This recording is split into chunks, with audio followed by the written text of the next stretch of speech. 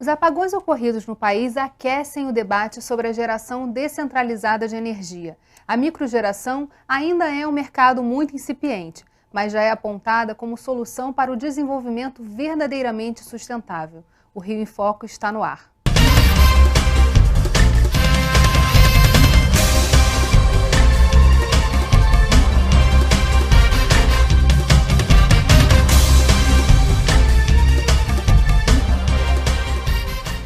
Para conversar sobre os desafios de transformar em realidade a geração própria de energia, convidamos Priscila Ferreira, do Departamento de Engenharia da Light, e Paula Martins, coordenadora do programa Rio Capital da Energia. Especialistas, produtores de energia e representantes de concessionárias se reuniram no Rio de Janeiro para divulgar os potenciais da produção de energia limpa e discutir a resolução normativa 482 da ANEEL. Nossa reportagem esteve lá. Vamos acompanhar.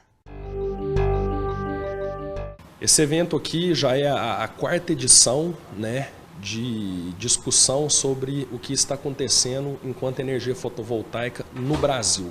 Qual é o mercado, quais as tendências, quais as oportunidades. Qual que é o objetivo principal desse evento? É divulgar a informação, é divulgar o que está acontecendo no Brasil, como por exemplo a 482. Levar esse conhecimento, seja ao cliente e compartilhar entre os profissionais qual é a evolução. Exemplo, mês a mês sempre está acontecendo uma nova conexão, uma nova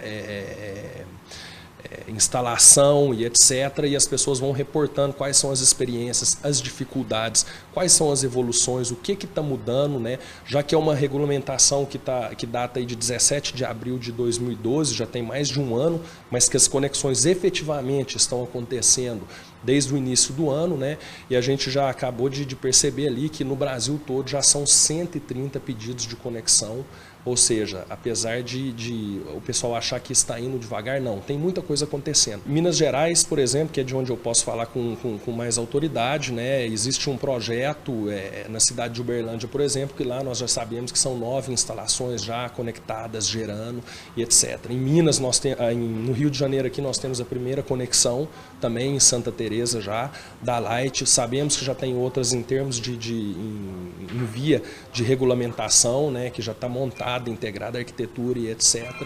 E na CPFL, em São Paulo, nós sabemos que já são 13 pedidos. Recentemente foi inaugurado lá uma residência de 25 kW. Ainda é muito incipiente. Veja bem que nós temos a Alemanha. A Alemanha são mais de 25 gigawatts instalados. Significaria, então, seriam 25 mil megawatts. Muita. Vamos pensar, o conceito de uma pequena central hidrelétrica, ela começa a partir de 1 megawatt. Aí nós estaríamos falando de 25 mil pequenas centrais hidrelétricas. Quantos pedidos a gente já tem na Light de microgeração e mini geração de energia? No Rio de Janeiro nós temos 7 pedidos de microgeração em avaliação na área de concessão da Light e um pedido para mini geração sendo avaliado. Em operação efetivamente conectado nós temos 3 clientes de microgeração, que são 3 clientes residenciais em baixa tensão. Existia uma expectativa, pelo menos por parte da ANEEL, que fosse bombar o setor com a resolução 482. Essa resolução, ela foi publicada em abril do ano passado e as distribuidoras tiveram até dezembro para se adequar. A partir de dezembro, cada distribuidora teve que publicar no seu site a sua norma técnica e a partir daí passou a ser autorizado esse tipo de conexão na rede. Nossos primeiros pedidos apareceram em janeiro e esses que eu disse, esses 3 que já estão conectados, é coisa de um mês para cá. Temos aí um mês. Então, é ainda uma tecnologia que está se tornando conhecida, relativamente prematura, e está sendo conhecida pelas 3 partes desse estudo, que é um instalador, o próprio cliente que vai contratar um instalador para dar esse suporte para ele, e até para a própria concessionária também é uma tecnologia muito nova. Então, os pedidos apareceram, mas ainda não chega a ser a quantidade como era esperado, mas eu creio que por causa de ser uma tecnologia ainda em conhecimento, em sob domínio. Como o Estado vê a microgeração de energia e a mini geração de energia? Qual o potencial disso para o desenvolvimento do Estado? Bom, a gente acha que as duas gerações, a mini e a micro, elas têm muito a contribuir para o Estado, até porque a gente defende que seja cada vez mais sustentável a energia que é consumida aqui. Então, se ela é gerada aqui de uma forma sustentável, está indo na direção do que o Estado preconiza. A gente entende que ainda é um pouco prematuro o conhecimento que o consumidor comum tem sobre que equipamento usar, onde adquirir e qual vai ser o meu benefício, em quanto tempo eu vou ter retorno. Tudo isso ainda é muita novidade, né? Em outros países está bem disseminado e aqui não. E também não é similar à placa de aquecimento solar que você instala no telhado e aquece. Aquela é uma placa mais barata, tem uma outra tecnologia, envolve custos maiores e não são fabricadas no Brasil ainda. Então, o que o Estado do Rio gostaria? É de estimular aqui empresas que possam vir a produzir painéis fotovoltaicos para microgeração, se instalem aqui no Rio de Janeiro. Esse é o nosso objetivo. Baratearia esse processo. Baratearia esse processo. Agora, a gente tem que ter consciência que tem um treinamento a ser feito em qualificação de mão de obra para os instaladores, para manutenção, porque tem todo um processo de manutenção que ainda não se sabe como vai atuar numa cidade próxima ao mar, exposta à maresia. Enfim, tudo isso é uma novidade. Você vê que aqui na Light tem um mês que foram implantados o primeiro caso tem um mês. Então, acho que vai ser um processo de aprendizado de todas as partes, como a Priscila falou. E que a academia vai ter que estar muito junta também para poder trazer essas inovações. Com certeza. A nossa universidade estadual, a UERJ, ela tem um estudo que está até no Rio Capital da Energia também, que é de produção de placas fotovoltaicas em baixo custo, para a gente ver como pode ser instalado em programas de residenciais, de construção residenciais para uma população mais carente, que é um duplo benefício, né? Eles terem uma energia sendo produzida diretamente ali do sol e talvez até ainda ter algum tipo de receita. Tudo vai depender de como o processo se desenvolver, mas já está sendo tocado pela UERJ. A gente vai fazer um rápido intervalo e volta já. Rio em Foco aqui, política e economia caminham juntas.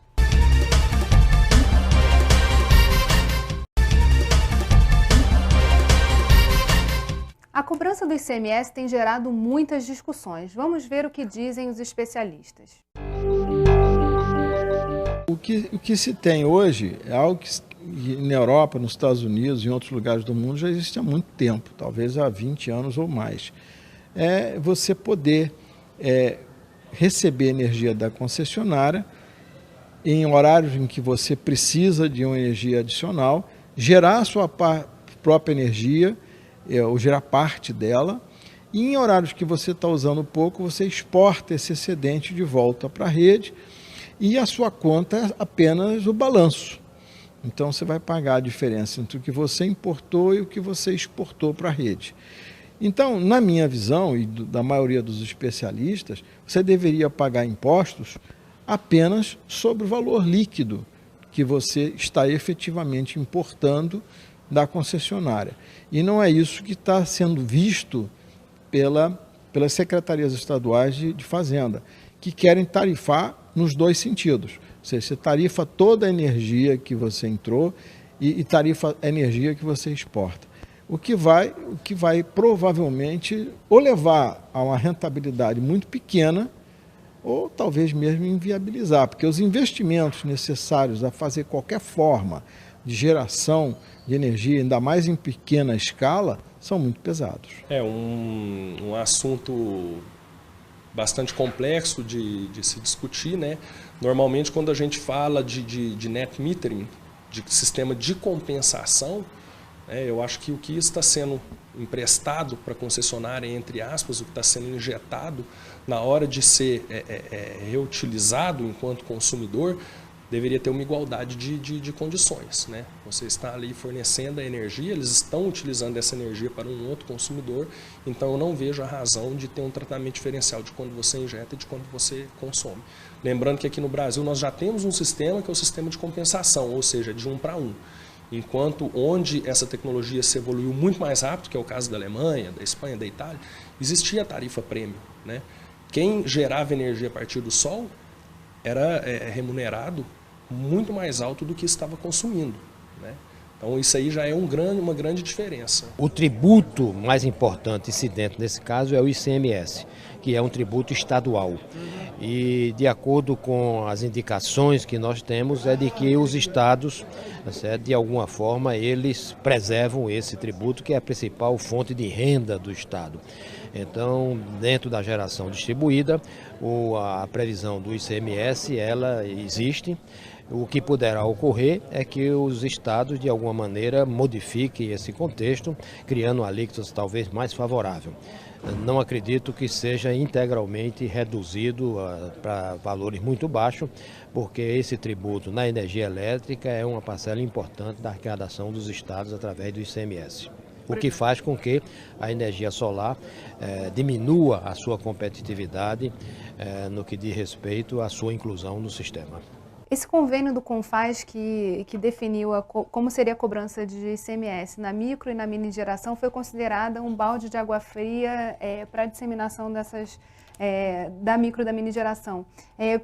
Como é que a gente consegue reverter esse quadro? A gente tem que voltar lá na Constituição de 88, que definiu que energia elétrica e petróleo são os dois energéticos que o ICMS é cobrado lá no final da cadeia e não na geração. Então, de uma certa forma, esse convênio do CONFAZ meio que quebra isso. Se faz uma cobrança de ICMS do micro e mini gerador, aqui, não na área do consumo, mas aqui onde ele está gerando, é uma modificação que está introduzindo numa matéria constitucional.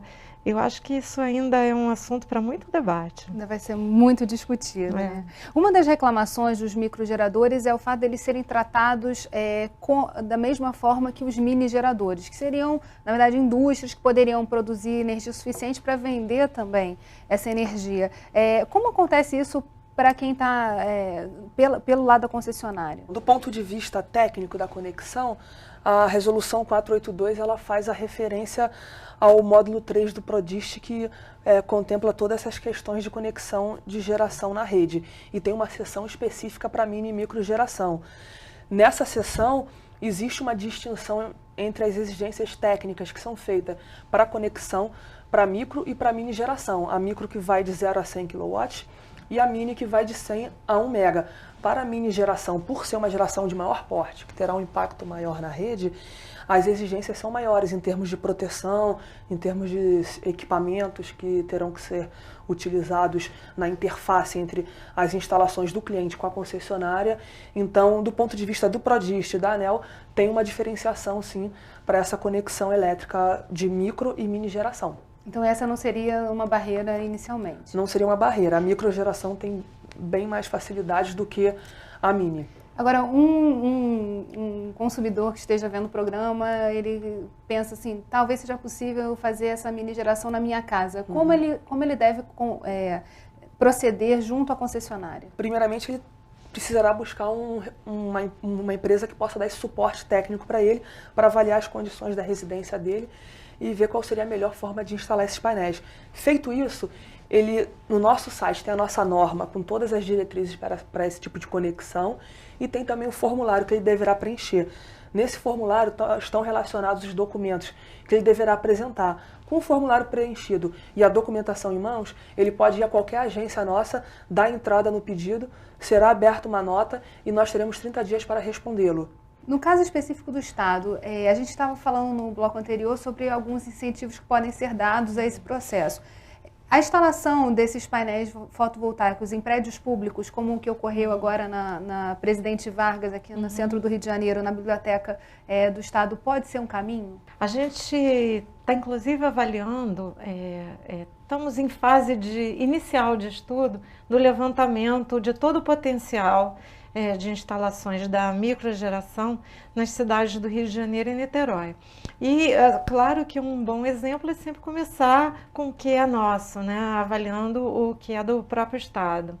De qualquer forma, já tem umas regiões preferenciais para a gente iniciar como uma referência de geração fotovoltaica. Então, aquela região ali do Maracanã, que já foi feito o próprio Maracanã Solar, tem agora o Cefet, que está ali atrás, que também é um outro projeto que está sendo avaliado, e a ideia é tornar aquela região do Maracanã como uma referência fotovoltaica. Isso é tudo uma parceria do Estado com a Light, a GZ alemã, que tem recursos para botar em projetos indicados por nós, então tem todo um estudo, e a gente também quer introduzir a vertente de capacitação junto. Então, o fato de ter ali no Cefet de formar profissionais no Cefet, de incluir na grade da Faculdade de Engenharia, que tem lá também uma matéria mais específica de fotovoltaica, e a gente pensar sempre na capacitação junto com a geração fotovoltaica. Como foi esse processo interno na Light de capacitação também para atender essas demandas, para fazer essas exigências? Como isso ocorreu? A partir do momento que nós tivemos a resolução publicada, foi um trabalho multidisciplinar envolvendo diversas áreas da empresa, a área técnica representada pela engenharia, pelo planejamento, tivemos a área de faturamento, a área comercial, a área de regulatório também, que interage diretamente com a ANEEL.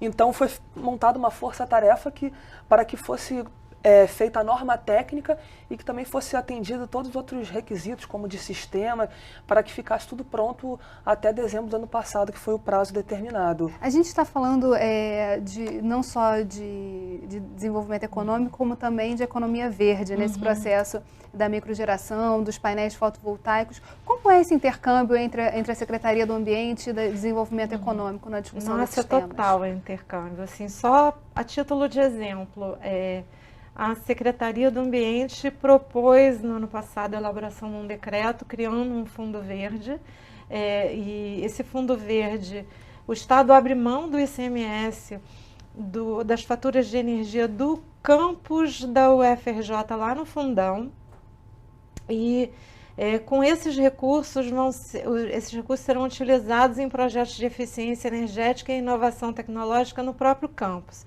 Então tem uma governança para a utilização desse recurso, que fazem parte 3 secretarias de Estado, a do Ambiente, a de Desenvolvimento Econômico, a da Fazenda, a Light e a própria universidade. Então já estão sendo identificados diversos projetos, e um deles, inclusive, eles vão fazer uma cobertura dos estacionamentos lá da UFRJ, e então ter uma geração de energia e ao mesmo tempo o sombreamento, e tudo isso vai ajudar a reduzir a fatura. O ICMS que seria pago pelo campus, né, de energia é todo revertido para um fundo, e esse fundo é de aplicação nesses projetos de eficiência. De eficiência energética e inovação tecnológica. E ele tem uma governança com a participação das 3 secretarias que eu citei, mais a Light e a própria UFRJ. A gente vai fazer um pequeno intervalo e no próximo bloco vamos conhecer a experiência mineira. Não saia daí. Rio em Foco aqui, política e economia caminham juntas.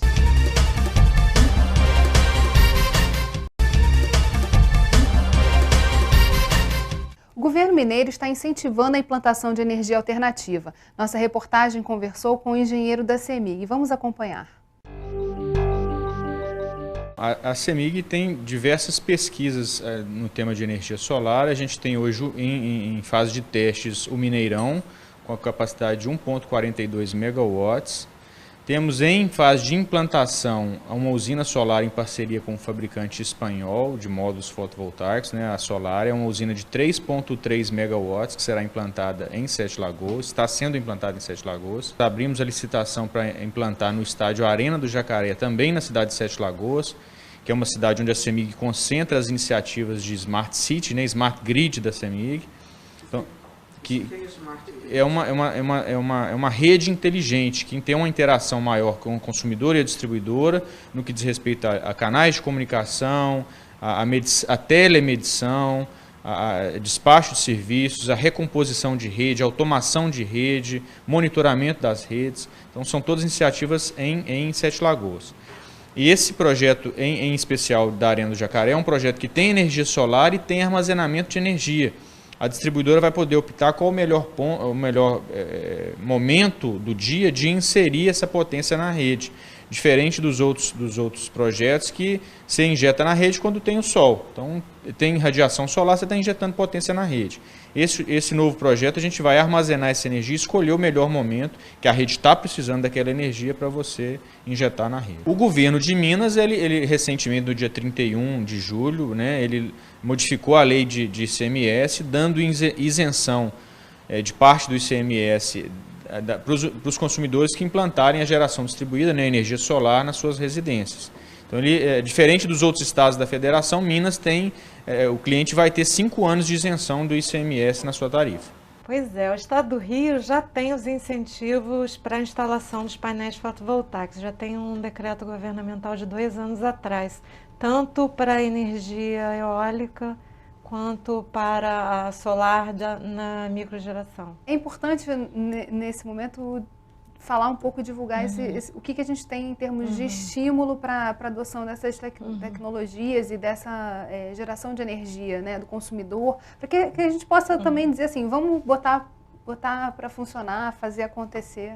Tão recente, né, a gente tem que divulgar mais, voltar e fazer novas ações sobre as vantagens que tem, tanto do ponto de vista econômico para o consumidor, quanto as do meio ambiente. Mas nesse processo do Ricatal da Energia, isso ficou mais evidente, né? Foi uma forma do Estado também divulgar essas ações. A gente está aqui com a Light, mas a Ampla também participa com outros projetos, e ali fica muito mais fácil ver o que está acontecendo hoje no Estado. É interessante porque as 2 concessionárias do Estado, na verdade são 3 no Estado, a outra é muito pequena, o volume de energia não é tão significativo. Eu não sei. Fica em Friburgo. Tem a Energisa em Friburgo e é só no município de Friburgo. E mesmo assim não é totalidade do município. Mas de qualquer forma, a Ampla e a Light têm cada uma o seu projeto de Smart Grid, com conceitos diferentes, cada um dos seus 2 projetos. Mas eles preveem também essa possibilidade de ter a microgeração. Então, todas essas condições são especiais ainda. No caso do projeto da Ampla lá de Búzios, eu vou falar da Ampla porque ela está aqui, pode falar da dela.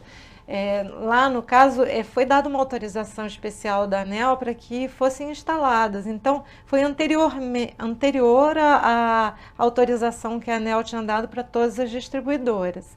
Já no caso da Light, ela está seguindo o trâmite normal. Mas eu acredito que não só o Rio de Janeiro, todos os estados vão ter experiências e elas vão ser exitosas. A gente vai chegar num dia, num grau de microgeração significativo. Ela vai demorar mais do que aconteceu na Europa, porque a Europa, a Alemanha, por exemplo, tinha uma necessidade urgente de substituir a energia nuclear por fontes renováveis e, na verdade, ela estava comprando a energia da França, que era nuclear também. Então, eles fizeram um empenho muito grande para substituir pela microgeração. Nós não estamos vivendo esse problema ainda, mas ele está caminhando paralelamente o programa brasileiro de microgeração, digamos assim. Uma questão que sempre fica é por que a gente não financia como financia casa própria, móveis para casa própria, ter também uma forma de financiamento dessa microgeração, de uma energia limpa, eficiente, enfim, que possa contribuir nesse processo aí de... Agora, em termos de ações da Light, o que a Light tem feito... A gente falou um pouco da Ampla. Desde quando a ANEEL determinou o livre acesso ao sistema de distribuição para centrais geradoras, já não existe mais essa possibilidade de você negar. O acesso está livre para o sistema de distribuição para facilitar. E a concessionária tem que estar preparada para atender essa demanda. Quando veio essa resolução 482, deu mais força ainda para esse acesso a pequenos geradores, que foi a micro e mini geração. Então, o principal foco da Light é poder se preparar para atender seu cliente da melhor forma possível. Como eu falei, que tem o nosso processo, que ele dá entrada nas nossas agências, estar preparado para atender toda essa demanda e uma demanda nova, né, de um serviço novo. O que nós temos? Nós temos um projeto de pesquisa e desenvolvimento em parceria com a FRJ, que vem nos dando muito suporte nessa parte dessas tecnologias, principalmente da geração solar. E nós temos também, dentro do Grupo Light, a nossa empresa, a empresa que é a Light Esco, que também está trabalhando em projetos nessa área. Tem o projeto do Maracanã, que é um projeto também de mini geração. Da biblioteca também, da Light. Então esses são os principais, da biblioteca, como a Paula lembrou, são os principais pontos que têm sido trabalhados pelo Grupo Light como um todo. Não só pela distribuidora, como também pelas outras empresas do grupo. O que a gente falou aqui, o que eu acho importante, só para a gente finalizar, né, que é o papel de cada um nesse processo. A gente tem o Estado como um grande fomentador dessa tecnologia, as concessionárias se adaptando e também correndo atrás de pesquisar formas de atender esse novo cliente que vai surgir desse processo, e a gente tem todo um trabalho de formação de mão de obra. O que precisa ser feito para acelerar ainda mais esse processo? Para a gente finalizar o programa com uma proposta, assim. Eu acho que ainda tem bastante para avançar, né? A inclusão de cursos especializados nas escolas técnicas, eu acho que seria um passo inicial. Cursos especializados para o montador e para manutenção. No momento em que tiver a fábrica dos painéis se instalando, também vai precisar de uma qualificação da mão de obra para trabalhar na fabricação dos próprios painéis.